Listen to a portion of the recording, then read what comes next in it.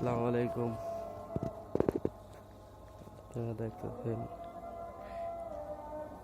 বাউল সম্রাট রশিদ সরকারের মাজার। আজকে আমরা উরসে আসছিলাম। উরসটা আজকে হইতে দেয় নাই।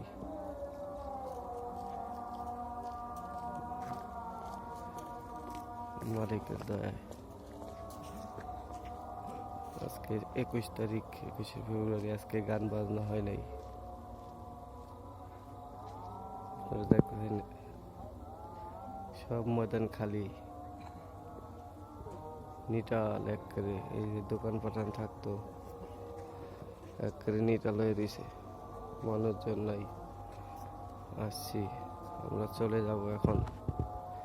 সবাই দোয়া রাখেন মালিকের ভরসায়। কত মানুষ আইসা ফিরা গেছে পাগল ফকির যায়, মনে কষ্ট পায়া।